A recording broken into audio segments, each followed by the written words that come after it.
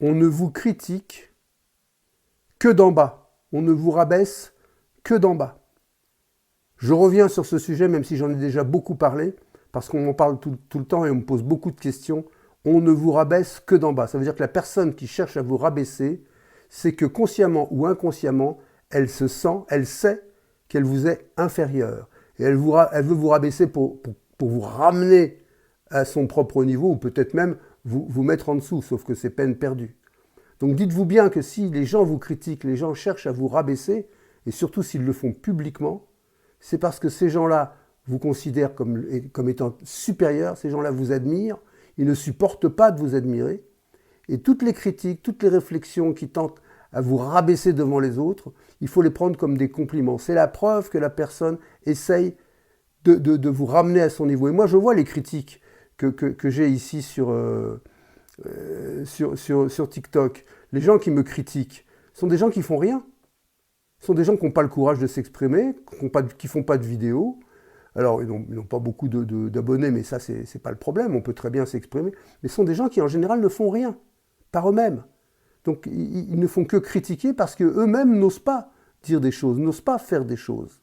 Parce qu'il faut un certain courage, finalement, pour se mettre devant son téléphone ou devant sa caméra et puis s'exprimer. Parce qu'on sait qu'on va prêter le flanc aux critiques.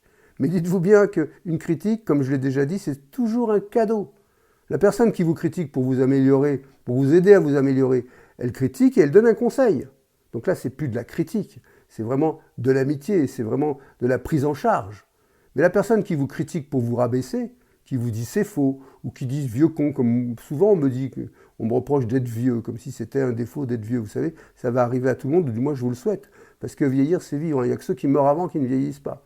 Eh bien, les gens qui vous disent, qui n'ont à trouver comme argument que l'âge pour pouvoir faire une critique, c'est qu'ils n'ont rien d'autre à critiquer. Donc, ce sont des gens qui sont tellement mal dans leur vie, qui n'ont pas de vie, qu'ils essayent de pourrir celle des autres. Donc, regardez et abordez la critique avec un sourire. Moi, je m'amuse parfois à répondre aux critiques et à entamer la polémique.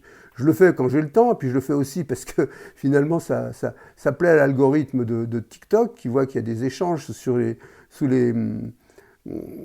vidéos.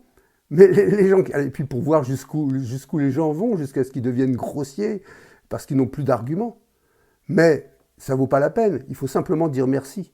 Et moi, je pense que si vous me critiquez, je vous dirai merci. Voilà, critiquez-moi, je vous dirai merci. Vous savez, c'est ce que j'explique aussi aux gens que je coach, et même dans d'autres enceintes, comme l'Assemblée nationale, dans le milieu politique, etc. Si les gens vous critiquent et essaient de vous rabaisser, c'est qu'ils trouvent que vous êtes supérieur à eux.